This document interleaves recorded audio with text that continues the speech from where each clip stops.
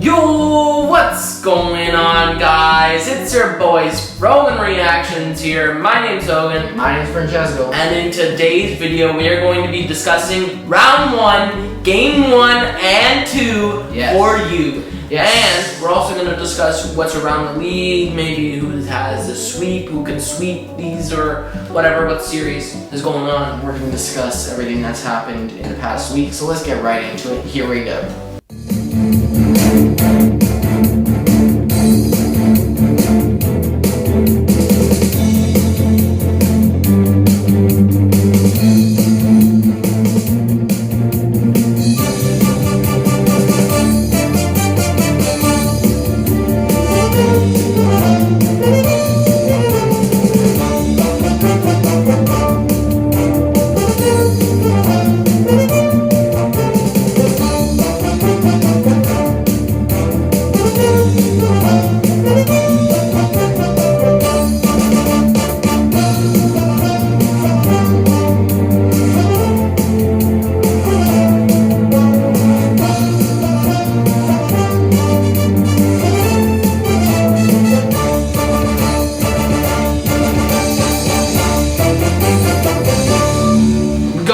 So, Game 1 did not go the Leafs' way. Did not go the Leafs' way. Horrible game. Horrible game. Pretty much not a good game. At Campbell's first playoff start in his career. So he gets his first playoff game in a long time in his career. Josh Anderson gets on the board early, first of the playoffs. Stopped picking up his first assist on the playoffs to fully picking up his first assist in the playoffs. 1-0 Montreal. But the Leafs weren't going to be quiet the whole game. In the second period, William Nylander, first in the playoffs, assisted by Foligno and Riley, tied the game 1-1 Toronto, 4:28 in the second. But Montreal, Paul Byron, right in the wheelhouse, got tripped in the zone, in our zone, taking a penalty, but no, he keeps on possession, on his knees, scores. Short-handed. Paul Byron, first of his career in the NHL playoffs, first in the NHL playoffs. Joel Armia picks up his first assist in the playoffs, short-handed goal. Leafs, short-handed. On our power play, you decide to give up a goal, and that would be your score. Game 1 goes to the Canadians off of a beauty of a goal, and 2-1 stays the score. 1-0 in the series for Montreal. Let's go over some stats here. So, 30 shots on goal for the Canadians under the Leafs, 36 shots on goal. They were 0 for 5 in the power play, we were 0 for 4, so they had 13 penalty minutes, we had 15 penalty minutes. 55 hits for the Canadians over the Leafs, 27, my goodness. 13 blocks for the Canadians, 10 blocks for the Leafs. They were playing very physical this game. And unfortunately, we were playing with emotions in deeply. Because Tavares went down, first hit in the game, early in the game. As you can see, discomfort. I don't know what to say, man. Yeah, this was not good. He was the trainer comes on the ice. Good job for this guy right here in the trainers on the Leafs side. He was stabilizing his neck so he doesn't, his spine would stay straight. Unfortunately, Tavares, I'm assuming, suffered an injury on this play when he bent back. He was stretchered off the ice, sent to St. Mike's Hospital. I really, really hope his family's okay. He's recovering at home. Yes. So our hopes and prayers with John Tavares and his family. He gave the thumbs up though. He did give a thumbs up. But that still doesn't take away. Austin Matthews was on the verge of tears. This is just... And I want to say something. Toronto Sun had the nerve to put this on the title page. Said Captain Crunch. We're not putting a photo. We're not putting a photo because that's just disgusting. Because they have no decency right now. Because what? And the Kyle Dubas responded to it in his media availability. He said irresponsible and disgusting on behalf of the Toronto Sun, taking advantage on the fact that Tavares was injured badly.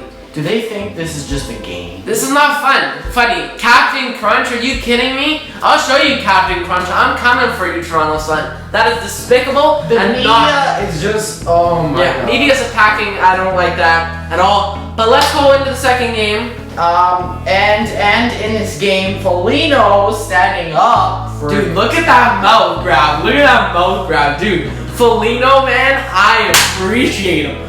You know, some people didn't like this, some people did like this. Some people were saying it was unnecessary. Well, I'm taking a risk here and saying it was necessary because the fact that his team was all down and this was both people wanted to fight and get it over with. So we brought some emotion back into this game, but they weren't able to come back. But at least it was some bearability to the rest of this game. Honestly, I don't care who it was. Someone had to stand up for Montreal and get fought. Because Foligno standing up, he was a former captain.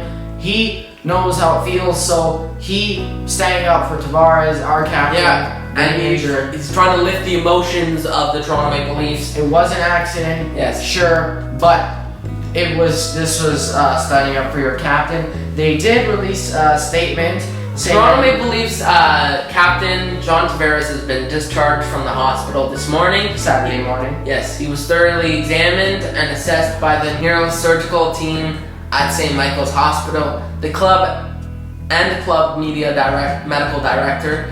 He was kept overnight for observation and is now resting at home under the care of and supervision of the team's physicians.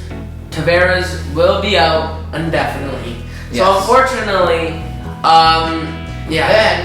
Then we got some more news on Tavares. Tavares said, "The support I felt last night cannot be put into words. I'm thankful to share that I am back home and recovering. Thanks to my family, friends, teammates, the Maple Leafs organization, Leafs Nation, and the hockey community for being by my side.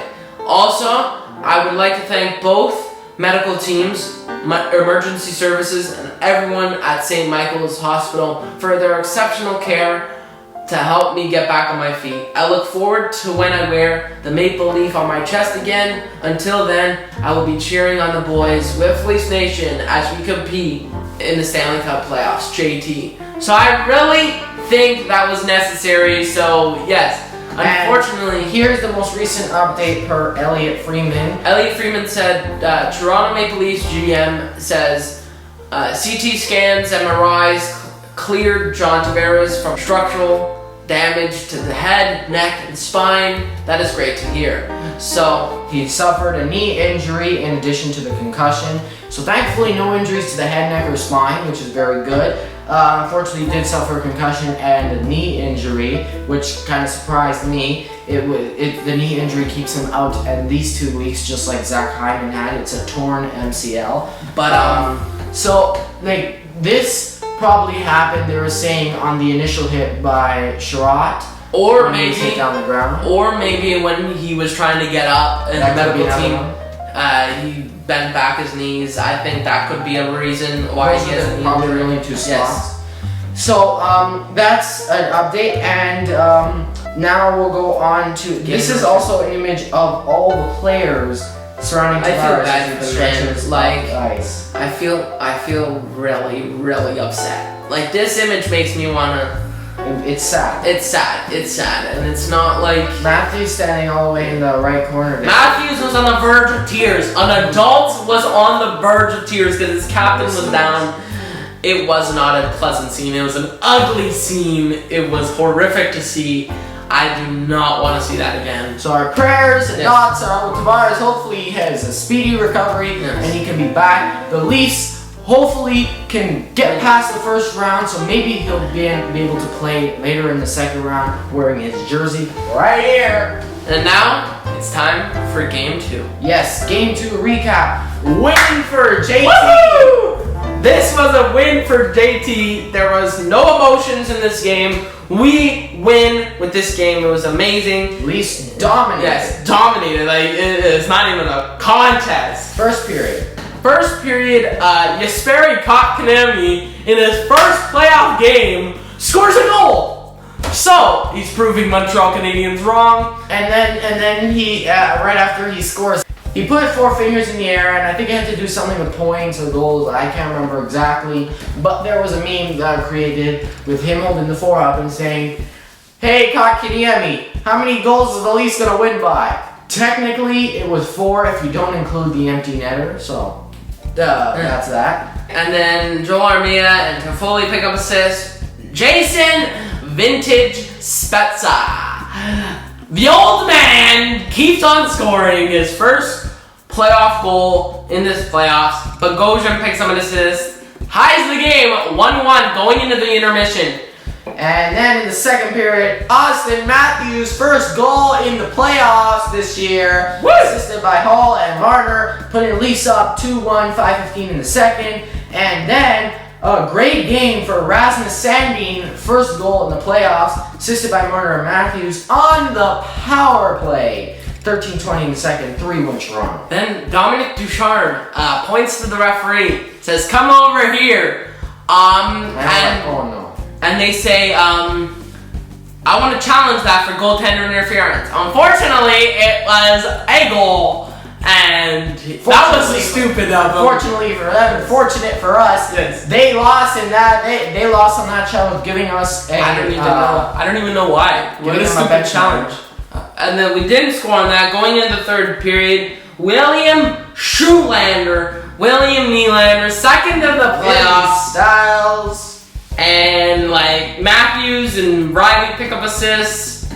4-0, 4-1 on the power play goal. Finally, He's getting back. yes.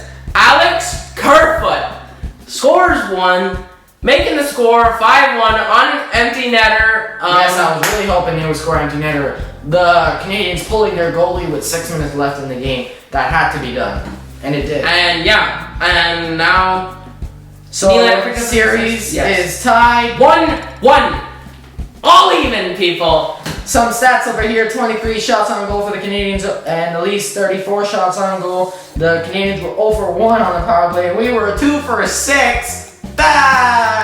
They got 24 penalty minutes, we got 14. 44 hits to the Canadians over the Leafs, 36 hits, and 19 blocks for the Leafs over the Canadians, 16 blocks. Okay, now let's go over They were yapping on how the refs were biased in this game. refs. We were not complaining about the refs. Like, what the hell? Like, come on. We both got away with calls. So what? Oh well. Be biased. Okay. Now. Even if those 2 power play goals didn't happen, we would have won 3-1. So now we're gonna go over the schedule. Yes. Let's take a look at the schedule here for the next games this week. Okay. So we got Monday and Tuesday. So it's 7 p.m. puck drop on May 24 on Monday on Victoria Day. Leafs, Habs home, Leafs away. Yeah. And yes, game 3 and 4 will be away for the Leafs. And game 4, 5, 6, 7, those times have yet to be determined by the MTL. But that's okay. Leafs back to back. That should be very Leafs interesting. tied the series. That is just amazing. Next week is going to be a juicy recap. Recapping game 3, 4, 5, and 6 all in one episode. Yes. And that could be a series determining video. Yes! We will be back This week, very important. And also, if you haven't heard already, our Toronto Mayor, John Tory, very excited about this playoff series. The John Tory, Mayor of Toronto, and the Mayor of Montreal. Mayor Plant. Now, let's go over what this includes. Bragging rights, of course, at the next big mayor's caucus meeting or something like that. So they basically get to say, my team won, your team lost. Mayor, this is a good one. Mayor of the losing city has to raise the winning team's flag at their city hall We're hoping to beat the Leafs right there. Let's go. Imagine Montreal City Hall has to raise a Leaf flag. Yep. Okay. Now this is for charity. Each mayor will be donating $500 to their local team's charity. Yes. MLSC Foundation for Toronto and Montreal Canadiens Foundation, Children's Foundation, and the mayor of the losing city will have to donate an additional $500 to the winning team's charity, which that's easy to cough up. Now, let's get into some food and drinks. Beer. So, winning makes you thirsty, so the losing city mayor will have to send some of their best local beer to the winning mayor's office. So Montreal will have to send their best local beer from Montreal to John Tory, and John Tory, if he happens to lose, he will have to send some of his local beer. Hopefully not. Now, food.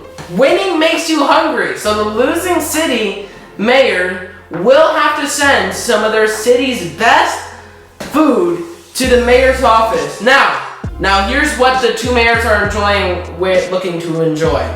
Mayor Tory is looking to chow down on some of their smoked meat sandwiches if the Leafs win, while Mayor Plant is looking forward to enjoying a St.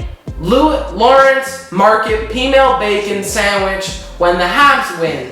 Which they won't. I am predicting Leafs in 7. Leafs in 7. It's talking about that food's already making me hungry over here. I'm already like female bacon. I'm already. And Mayor John Tory also declared May 20th as Blue and White Day. He says, now therefore I, as Mayor John Tory, on behalf of the Toronto City Council, do hereby proclaim May 20th, 2021 as Blue and White Day in the city of Toronto. Go Leafs, go. And his autograph right there. Yeah, so it's official. The Leafs get the May 20th Blue and White Day. May 20th already happened, but that's okay. I'm celebrating Blue and White Day every day. Every day here in Toronto. Yes. That's been today's video, guys. If you want to like, comment, subscribe, and leave that notification bell rung, we already are at 100 subscribers. Thanks to you guys. Support us by subscribing. We might watch some, might stream our reactions for some games soon in the coming weeks. We'll figure that out. And maybe you'll get to watch us live react to games. So that should be fun. And stay tuned, and we'll see you on the next one. Peace.